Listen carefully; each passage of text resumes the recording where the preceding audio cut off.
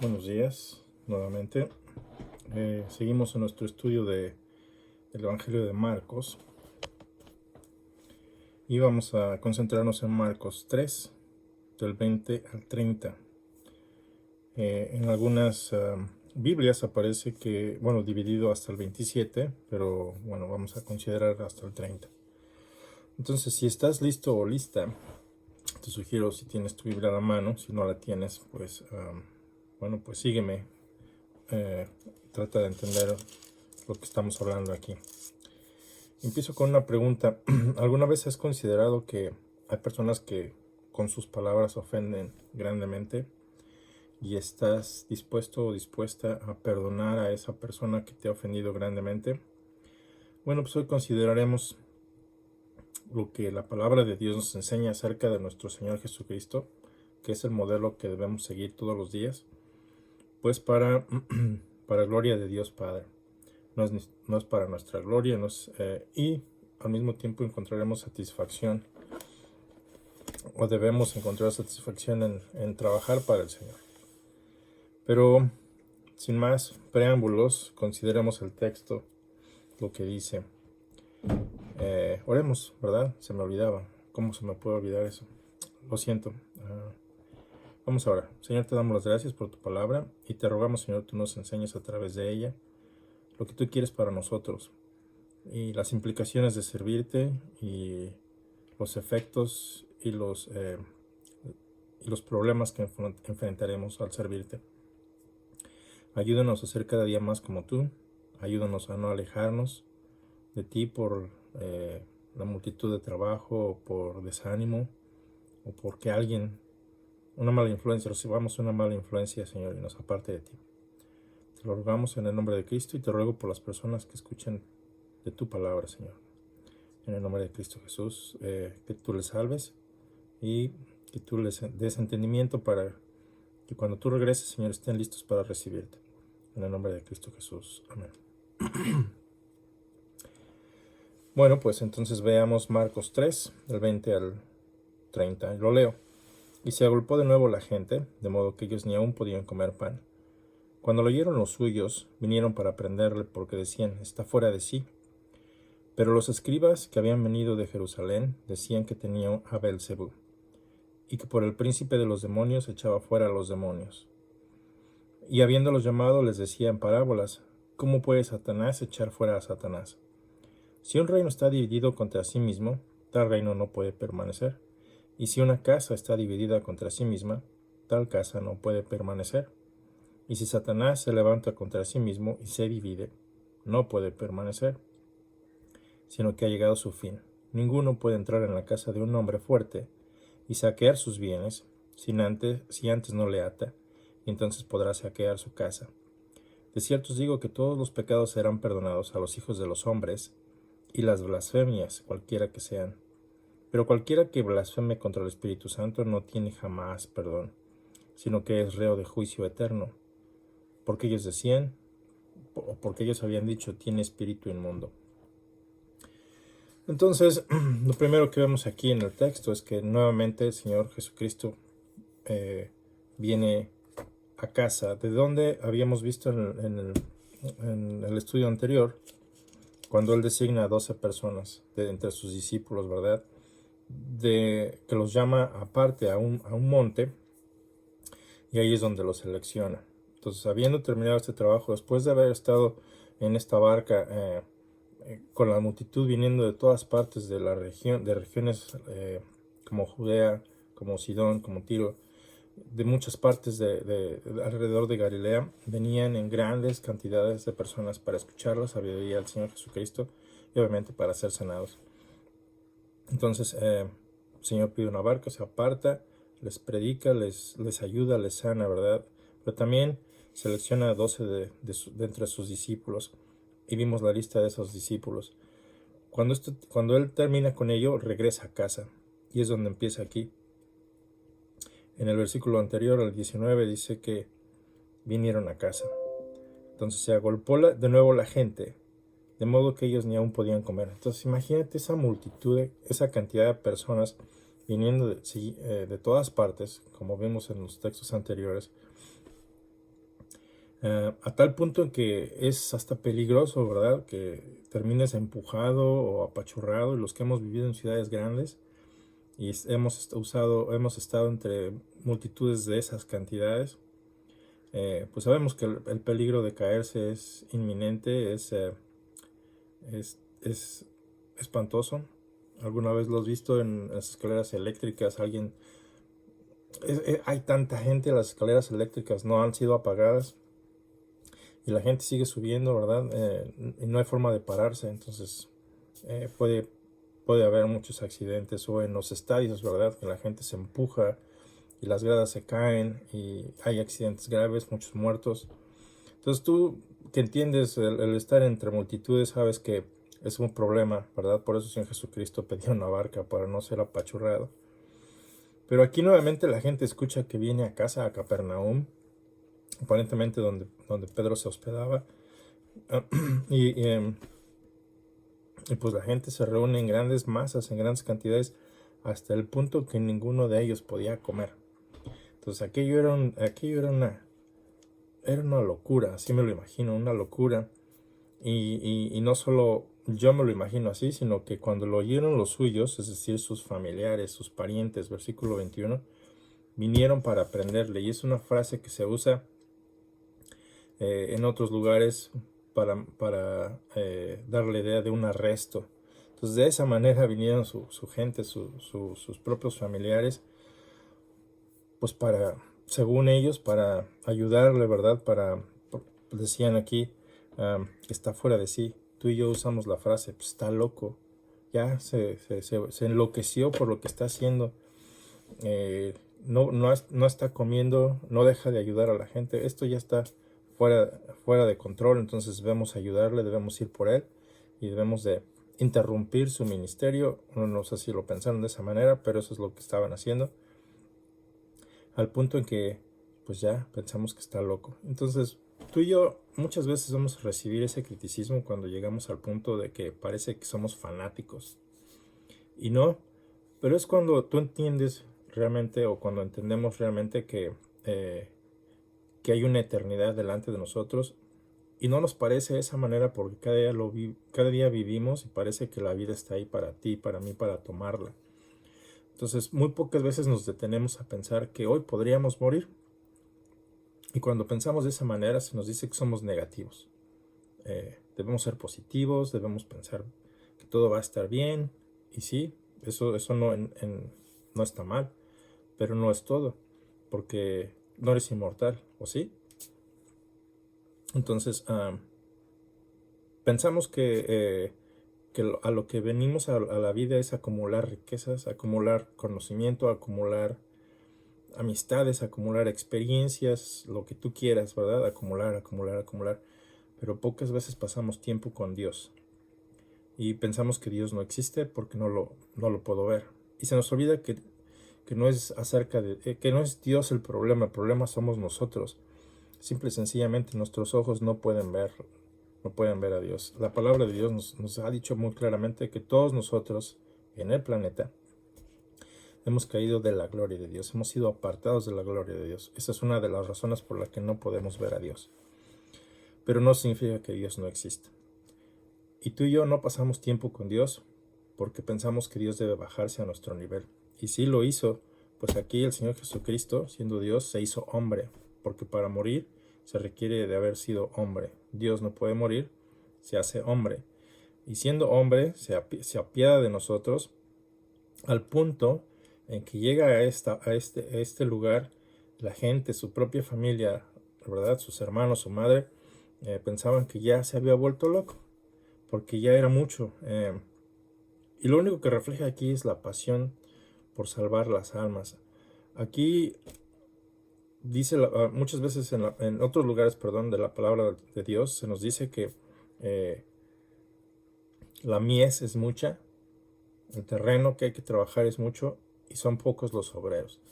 Siendo ese el caso, pues el Señor Jesucristo más bien para mí es como una urgencia de salvar a cuantas personas se pueda.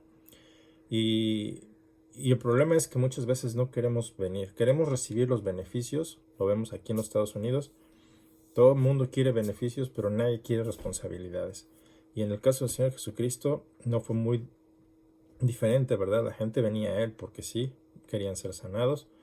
Muchos se convirtieron cuando digo convertirse es una transformación que va de tu mente, de tu corazón, ¿verdad? De hacer las cosas a tu manera, de ser egoísta, das la media vuelta y te dedicas y buscas a Dios, básicamente. No en los rituales, no en los lugares en los templos, sino en su palabra. Aquí en su palabra lo vas a encontrar, porque para eso la dejó, para instruirnos, para corregirnos, para reprendernos, para llenarnos de gozo. Entonces aquí esta es la situación en la que se encuentra el Señor Jesucristo. Está, según sus familiares, está fuera de sí. Por eso vinieron para aprenderlo en el versículo 21. Y es una forma de interrumpir su ministerio. Y sin embargo también hay en el otro lado de la moneda encontramos los líderes religiosos. Pero en general yo creo que muchas veces vamos a encontrar oposición de personas muy inteligentes, de personas que liderean, ¿verdad? Que guían a las personas en muchos sentidos. Filósofos, psicólogos, sociólogos, políticos, en este caso religiosos. Entonces los escribas habían venido desde Jerusalén y decían que tenía a Belcebú. En algunos comentarios que aparecen en la nota que aparecen en algunas Biblias, dice que Belcebú, ¿verdad? Lo estaban usando como una forma de burlarse de él, como el señor de las moscas. Eso es lo que literalmente significaba. Se usaba en el Antiguo Testamento para referirse de esa manera. Entonces, los escribas habían venido de Jerusalén porque decían que tenía Belcebú. Obviamente se refiere a Satanás. La Biblia de las Américas anota que es posible que se trate de una derivación del nombre Baal-Zebub, que significa señor de las moscas, que se usaba en el Antiguo Testamento como un tono de burla. Esto lo encuentras en el segundo libro de los Reyes 1 al 6 y 16. Entonces es una forma de expresión que desacredita completamente lo que el Señor Jesucristo estaba haciendo.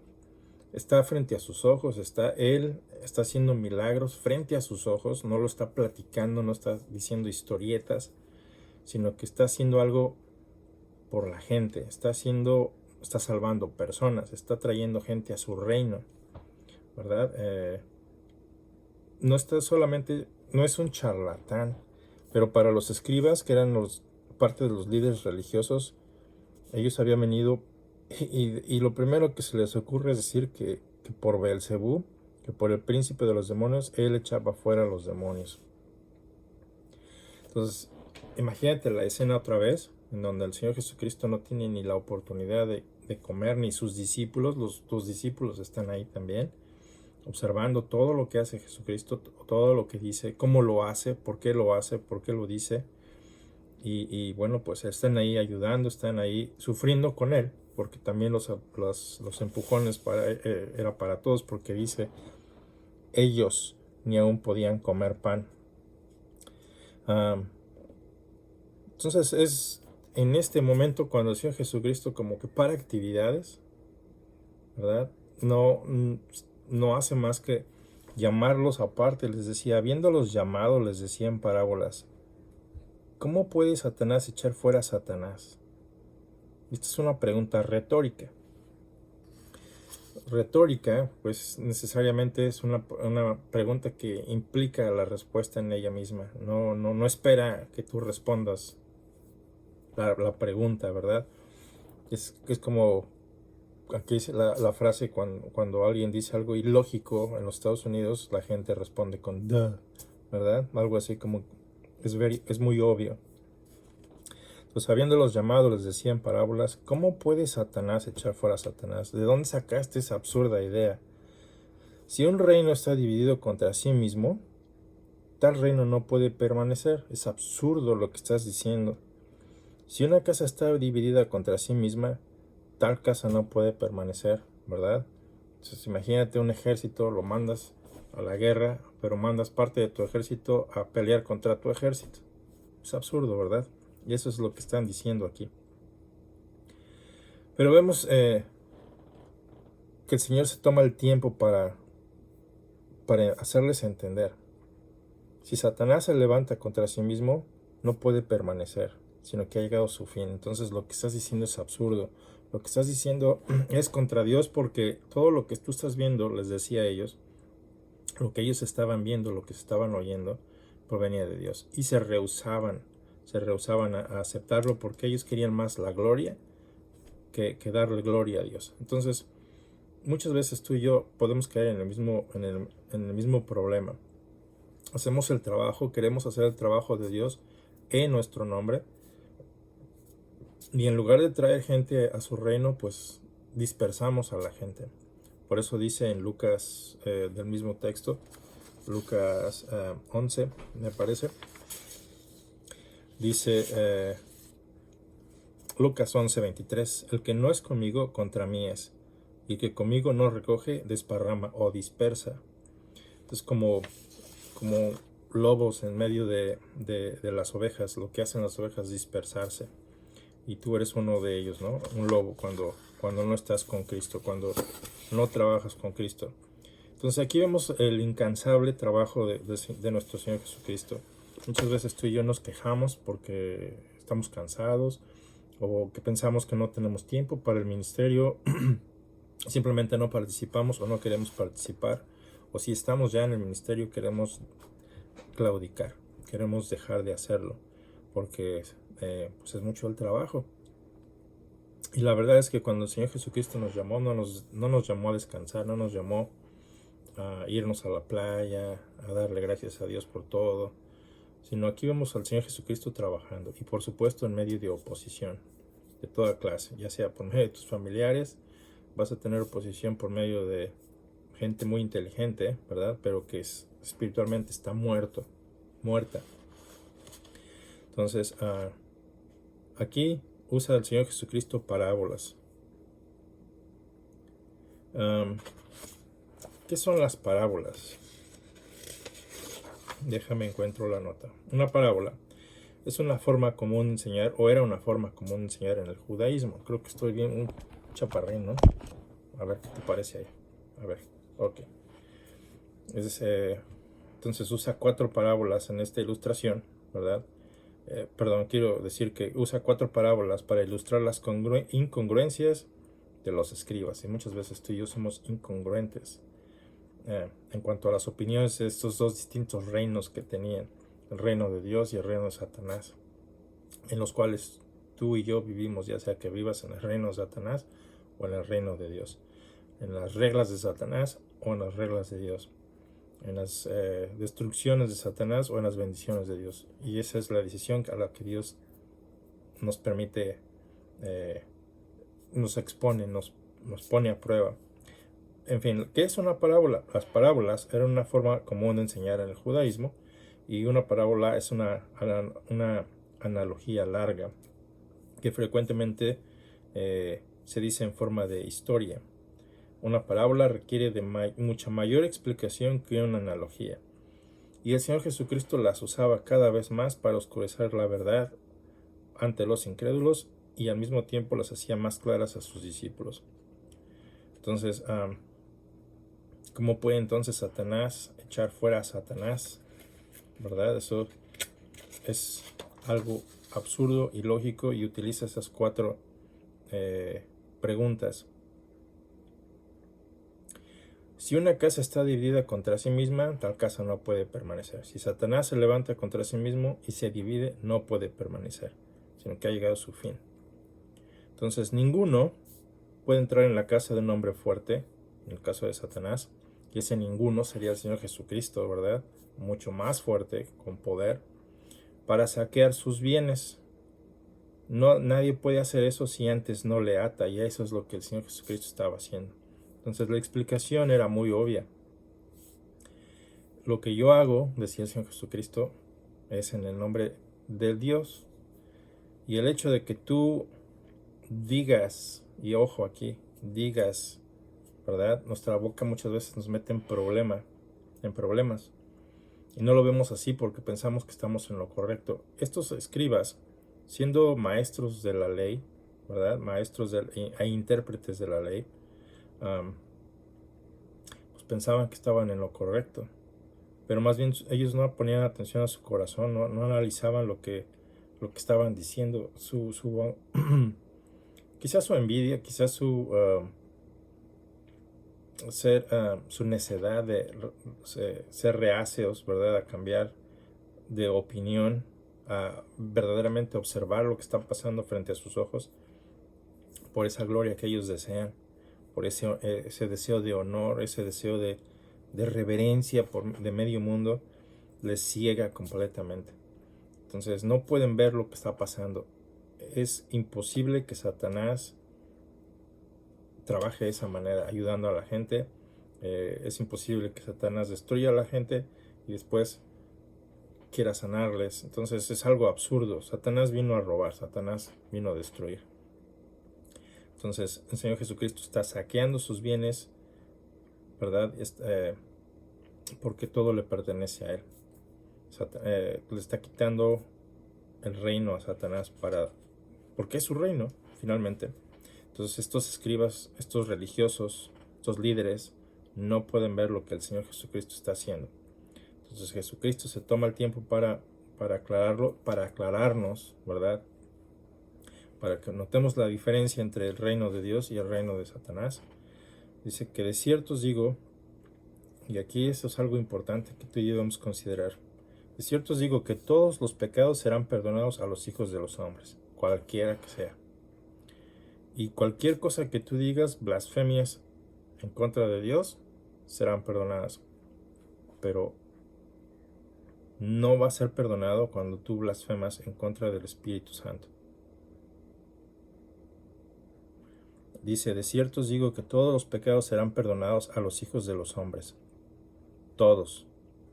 Obviamente no es una licencia para irte a pecar, ¿verdad?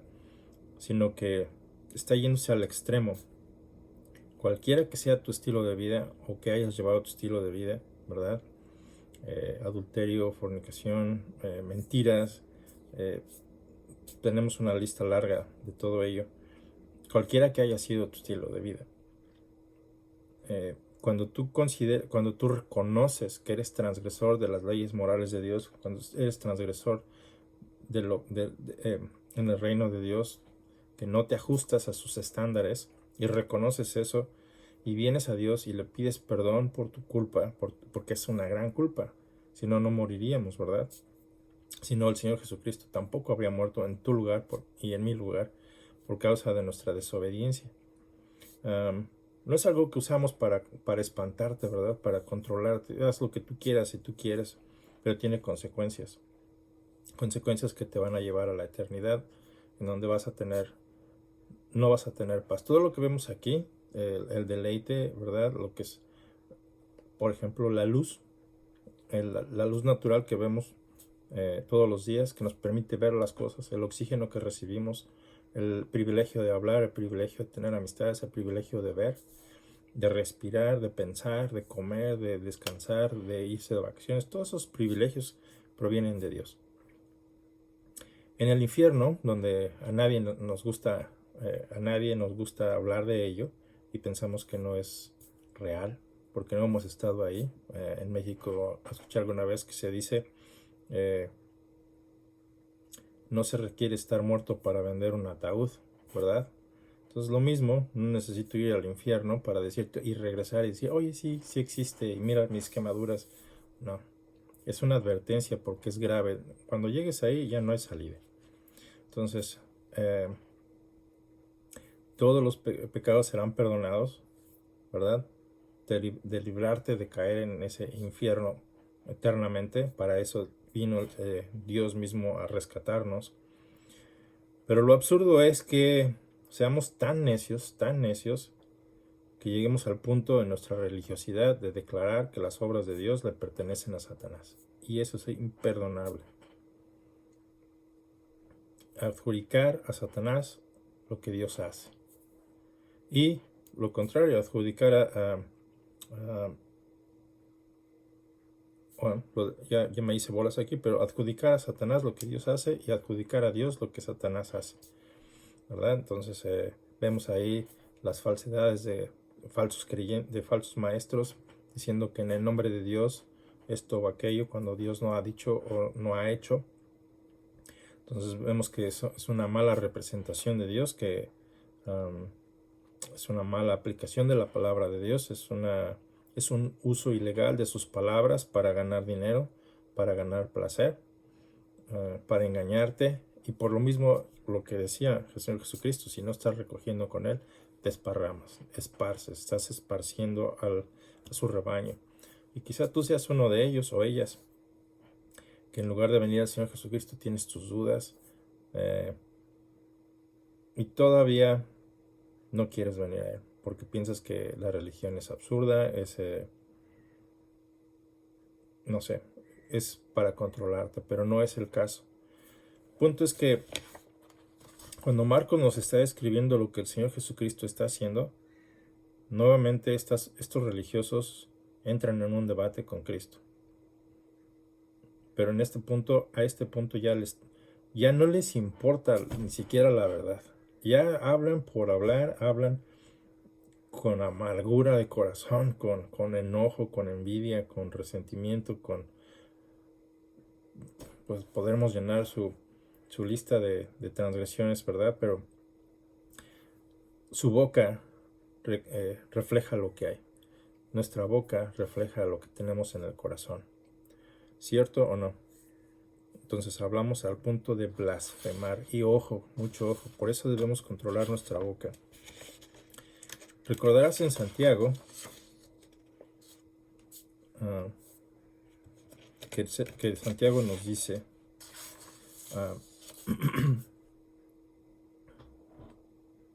vamos a Santiago 3.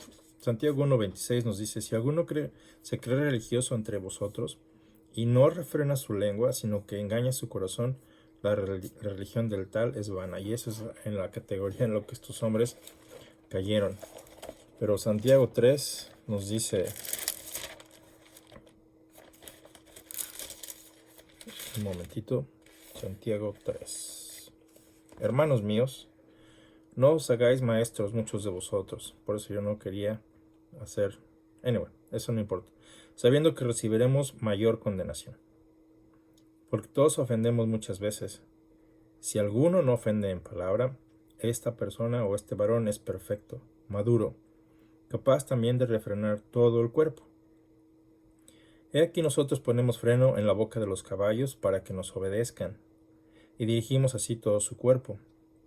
También miran las naves, aunque tan grandes y llevadas de impetuosos vientos, son gobernadas con un muy pequeño timón, por donde el que las gobierna quiere. Así también la lengua es un miembro pequeño, pero se jacta de grandes cosas. He aquí cuán grande bosque enciende un pequeño fuego. Y la lengua es un fuego, un mundo de maldad. La lengua está puesta entre nuestros miembros y contamina todo el cuerpo e inflama la rueda de la creación, y ella misma es inflamada por el infierno.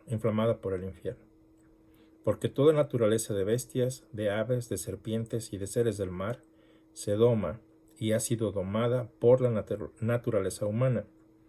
Pero ningún hombre puede domar la lengua, que es un mal que no puede ser refrenado, llena de veneno mortal. Con ella bendecimos a Dios y con ella maldecimos a los hombres que están hechos a la semejanza de Dios. De una misma boca proceden bendición y maldición. Hermanos míos, esto no debe ser así. ¿Acaso alguna fuente hecha por una misma abertura agua dulce y amarga? Hermanos míos, ¿acaso la higuera puede producir aceitunas, o la vid higos? Así también ninguna fuente puede dar agua salada y agua dulce. Y Santiago usa también ese tipo de retórica, ¿verdad? Vemos que sí recibió esa influencia del Señor Jesucristo, ocupa la retórica para hablar pues, de algo que no requiere respuesta. Obviamente no, ¿verdad? La respuesta es no. Pero esa es nuestra boca, y esa es la boca de los escribas. ¿Cómo podemos adjudicar a Dios algo que no hizo, verdad? Perdón, a Satanás. Adjudicar a Satanás algo que él no está haciendo. Entonces, ninguno puede entrar en la casa de un hombre fuerte y saquear sus bienes si antes no le ata. Entonces podría saquear su casa.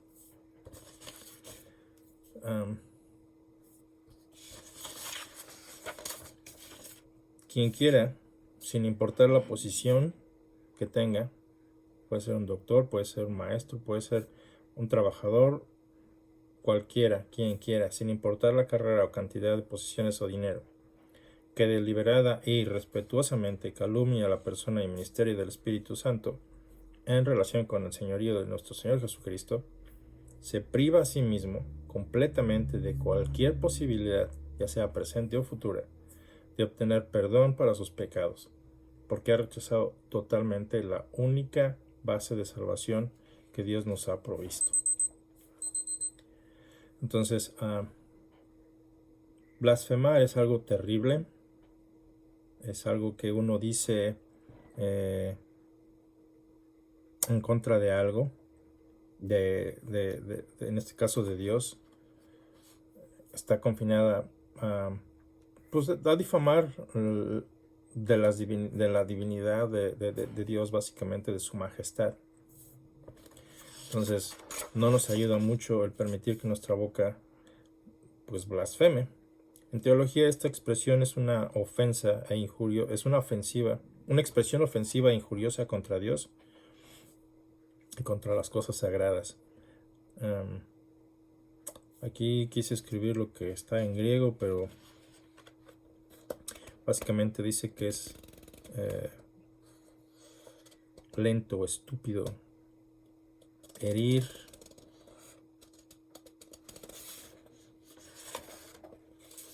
en fin. Esta semana no tuve mucho tiempo para prepararme adecuadamente, lo vas a notar,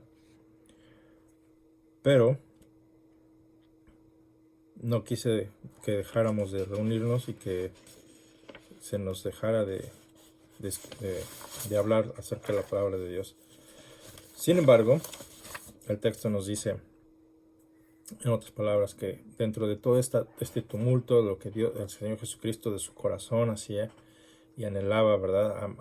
Con su compasión, hay personas que interrumpen su ministerio, hay personas de su familia, hay personas externas que se oponen completamente a la obra del Señor Jesucristo, y tú y yo vamos a encontrar esa oposición, básicamente. Personas que dicen cosas absurdas acerca de ti, personas que desacreditarán tu trabajo, es algo así que desalienta completamente, pero el Señor Jesucristo es muy claro. El Señor Jesucristo se da media vuelta, les llama aparte y les dice, a ver, ¿qué estás diciendo? ¿Qué absurdo estás diciendo? No hay nadie que pueda entrar a una casa de un hombre fuerte y sacar sus bienes y antes no le ata. ¿Acaso Satanás puede levantarse en contra de sí mismo? ¿Verdad? ¿Cómo puede Satanás echar fuera a Satanás? Por favor, no seas absurdo. No importa qué tan buen religioso seas, ¿verdad? Sigas al pie de la letra lo que tu religión indica. Si tu amor por las personas está nulo, Santiago dice que nuestra religión está vacía y muerta. Si nuestras obras están muertas, nuestra religión es vana, es vacía. Entonces, de cierto os digo que todos los pecados serán perdonados a los hijos de los hombres, todos, y las blasfemias, cualquiera que sean. Nuevamente, este pasaje no está indicando que puedas pecar, sino el extremo, ¿verdad? Es un extremo al que a veces llegamos y hay un límite. No cruces el límite, no te vayas ahí donde no entiendes, ¿verdad? Y por tu absurdo razonamiento declares algo con tu propia boca que te ponga en una posición de no ser perdonado absolutamente en nada. Entonces, hoy gozamos de misericordia, hoy gozamos de gracia que no merecemos para venir al Señor Jesucristo. Y esa es la invitación que te hago el día de hoy. Observa quién es el Señor Jesucristo, no lo que yo te digo, lo que Él hizo. Marcos para eso escribió su evangelio. Es un evangelio muy dinámico que te dice que va de acción en acción, ¿verdad? Hasta que nos dice cómo el Señor Jesucristo hacía las cosas. Y estas son sus acciones y sus confrontaciones con otras personas. Entonces, la invitación es que tú vengas a Cristo, que tú no te quedes ahí esperando que el Señor Jesucristo se presente delante de ti a darte explicaciones, ¿verdad?, de quién es Él. Ya lo hizo. Cuando Él dijo que estaba concluido es porque su obra está completa, la obra de salvación, que no te pertenece a ti, es un regalo que Él te da. Si la quieres rechazar, bueno, pues es tu decisión, tiene consecuencias eternas. Espero que no lo hagas, espero que recibas al Señor Jesucristo y que no rechaces su oferta. Entonces, vamos a dejarlo ahí. Considera lo que te digo. Cuidado con lo que tu boca dice. Cuidado con lo que tú pones en el corazón, porque de la abundancia del corazón habla la boca. Si no tienes abundancia de la palabra de Dios, tu boca no puede hablar de la palabra de Dios. Si no tienes abundancia de la palabra de Dios, lo que vas a decir es un absurdo, y lo que vas a decir no es a favor de Dios, sino en contra de Dios, lo cual puede llevarte a algo imperdonable. Entonces, ven a Cristo, porque Él dio su vida por ti. Él dio su vida para que tú no tuvieras que morir. Y ahí es donde tú tienes la oportunidad de hacerlo el día de hoy.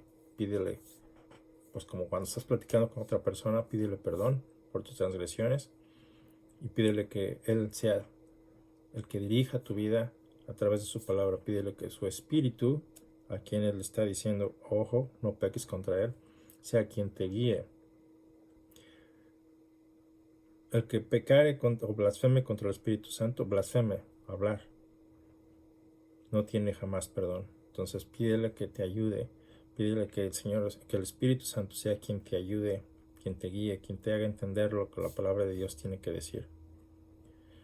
Y todo esto pasó porque estas personas decían que Jesús tenía un espíritu inmundo.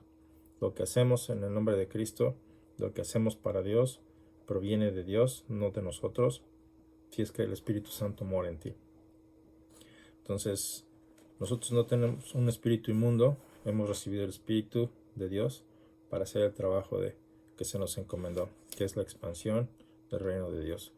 No de una manera religiosa, sino de una manera práctica, una manera que satisfaga los estándares de Dios para la vida, en el que tu amor por las personas sea real, en el que tu amor por Dios sea real, no un ritual, no algo que se practique así hasta el aburrimiento, no, algo real, como tu propia familia, tratar a las personas como tu propia familia, aún mejor, amar a las personas, amar a Dios como tu propio Padre. En fin, entonces vamos a dejarlo ahí, Dios te bendiga y vamos a orar. Gracias, Padre, por tu palabra. Sé que esto fue algo muy rápido, como una cápsula, pero rogamos, Señor, que nos ayudes en nuestras múltiples actividades, como en mi caso. Es cansado, Señor, hacer varias cosas a la vez. No es una excusa, sino que veo aquí en el ejemplo de nuestro Señor Jesucristo que a pesar de su propio cansancio, Señor, Él nunca cedió, sino que pues en su compasión amaba a la gente, ayudaba a la gente, predicaba tu palabra, traía gente a ti, Señor, porque la verdad es de que hay un juicio que viene, no sabemos cuándo, eso no es nuestro asunto, sino que vendrá, porque tú lo estableciste, y nos estás librando de un juicio eterno en el que nos condene para siempre, sino que nos has dado vida eterna a través de Cristo. Y eso es a lo que enviaste a tu Hijo, morir en nuestro lugar, por lo cual te damos gracias el día de hoy. Ayúdanos a ser como Cristo, ayúdanos a ponernos a trabajar, hay muchas cosas que hacer, y ayúdanos en nuestra debilidad cuando tenemos una infinidad de excusas para no hacer el trabajo. Te rogamos, Señor, nos des fuerza, nos ayudes a ser disciplinados para estudiarte tu palabra, para entrenar nuestras mentes en tu palabra y para poder proclamarla propiamente. En el nombre de Cristo Jesús. Amén. Que Dios te siga bendiciendo.